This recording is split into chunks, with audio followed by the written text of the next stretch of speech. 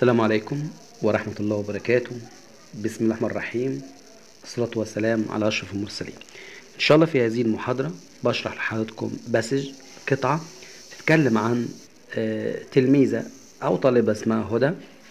هي طبعا هدى بتحكي بتقدم نفسها، فإن شاء الله بأمر الله هذه القطعة مهمة جدا. هنستفاد من هذه القطعة الكثير من الكلمات، وأيضا نستفاد إزاي نحن نقتبس أو نستخرج الكلمات من القطعة.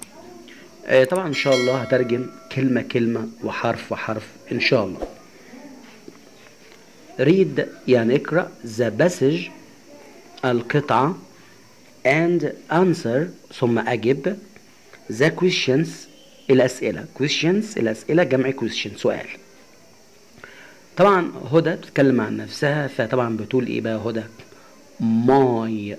طبعا ماي صفة ملكية للمتكلم، لما الواحد بيتكلم عن نفسه فبيقول ماي نيم اسمي is هدى، اسمي هدى، اسمي بيكون هدى. I am 12 years old. I am 12 years old يعني عمري 12 سنة. طبعا years اللي هي سنوات أو 12 سنة. I live يعني أنا أعيش أو أنا أسكن. in في طبعا ده حرف جر preposition letter منيا، محافظة المنيا.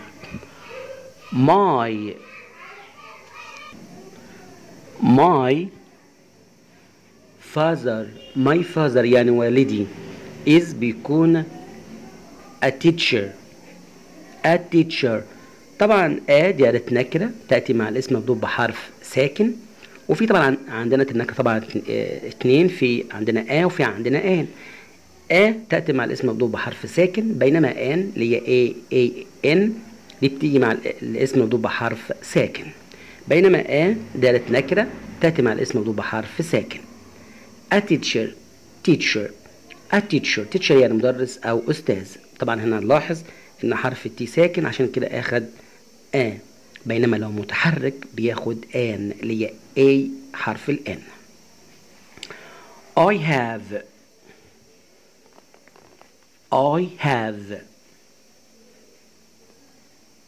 I have أنا لدي 2 sisters يعني أختين.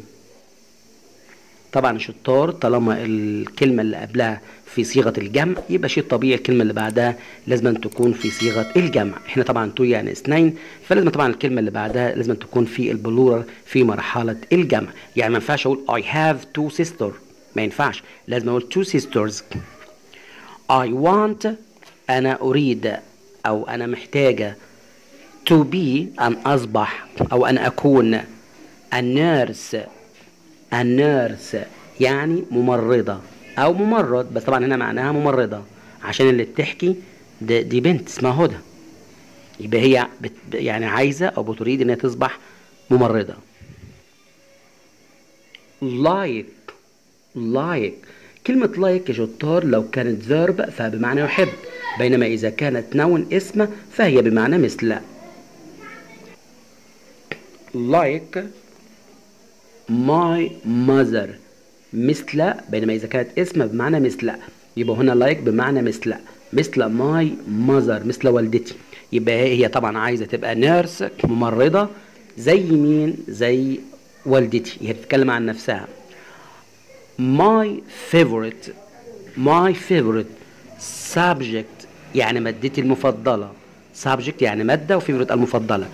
is بتكون ماسس الرياضيات. طبعا نلاحظ ان حرف التي اتش اخذ صوت الساء، ماسس يبقى اذا ماسس يعني الرياضيات. السؤال بقى بيقول ايه؟ fill in the blank boxes with true or false. fill يعني املأ the blank boxes اللي هي هذه المربعات بكلمة true يعني صح، or أو false خطأ. طبعا يا شطار كلمة false معناها خطأ، ولا معنى تاني معناها مزيف أو مزور. لما أجي أقول false money يعني فلوس مزورة، طبعا بترجم حسب موقعها في الجملة. Number one. هدى has two sisters. هدى لديها أختين. طبعا has هو الفيرب اسمه have have. بس طبعا هنا هدى مش هينفع تاخد have، لا طبعا هدى بيحل محلها الضمير شي، وشي ما بتجيش مع have، بتيجي مع has. فعشان كده قلنا هدى has، يعني ما ينفعش اقول هدى have، ما ينفعش. هدى has two sisters. هدى لديها اختين. طبعا هنشوف كده مع بعض. هدى طبعا I have two sisters، بتتكلم عن نفسها، بتقول انا عندي اختين. طبعا هنا I have، عشان طبعا هنا الضمير I بيجي مع have، فهي طبعا بتتكلم عن نفسها، فبتقول I have، انا عندي two sisters، اختين. يبقى اذا العبارة true، العبارة true صحيح. شوف السؤال اللي بعد منه. هدى doesn't like masses. هدى doesn't like masses، يعني هدى لا تحب الرياضيات. طبعا الإجابة false، الإجابة هنا false، خطأ. لماذا؟ لأن أصلا هدى بتقول إيه؟ my favorite subject is masses، لأن هي بتتكلم عن نفسها، بتقول مادتي المفضلة بتكون الرياضيات، يبقى إزاي ما بتحبهاش؟ يبقى العبارة false، خطأ. Number 3. هدى's mother is a teacher، يعني والدة هدى بتكون. طبعا الشطار بالنسبة لهذا السؤال هو بيقول طبعا ان والدة هدى بتكون مدرسة. طبعا لا. ليه بقى؟ هي والدة هدى اصلا نيرس ممرضة. ليه ممرضة؟ لانه اصلا هي بتقول، هدى بتقول I want to be a nurse، عايزة اكون ممرضة like my mother.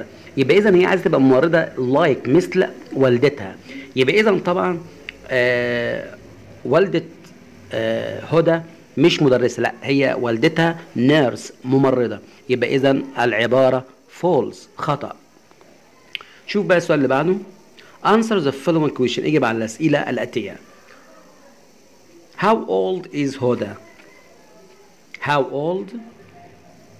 how old كم عمر is هدى؟ كم عمر هدى؟ هنشوف كده مع بعض يا شطار. هدى عمرها كم سنة؟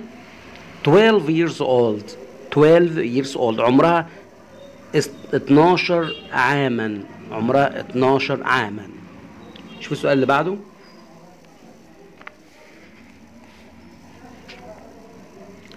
where does هدى live؟ يعني أين تقيم هدى؟ هدى عايشة فين؟ يعني هدى عايشة فين أو أين تقيم هدى؟ طبعا هنا شطار بالنسبة لداز ده هيلب فيرب فعل مساعد فقط، عشان طبعا هدى بيحل محلها الضمير شي، وشي بتيجي مع داز. يبقى وير داز هدى لايف؟ هدى عايشة فين؟ هنشوف كده مع بعض. هدى عايشة فين؟ طبعا يبقى هدى لايفز. طبعا هنضيف حرف الاس، الاس، يعني نقول هدى لايفز. ما ينفعش اقول لايف، لا لايفز، لازم نضيف حرف الاس. لماذا؟ عشان البريزنت سيمبل والمضارع البسيط بيقول طبعا اجباري يجب اضافه حرف الاس للفيرب مع هي وشي وات، وطبعا هدى بيحل محلها الضمير شي، عشان كده هنضيف حرف الاس. يبقى هدى لايفز، هدى بتعيش ان منيا، تعيش في المنيا. اخر سؤال معانا. which does subject هدى prefer it؟ يعني which اي ماده هدى prefer it بتفضلها. طبعا it بتعود على السبجكت، على المادة، عشان طبعا المادة غير عاقل. طبعا هنشوف هدى بتفضل، يبقى الإجابة هدى prefers، يعني هدى بتفضل. برضه هنضيف حرف الاس للفيرب، يبقى هدى prefers بتفضل ايه يا شطار؟ بتفضل الماسز، الرياضيات. وبكده طبعا ان شاء الله انتهينا من هذه القطعة.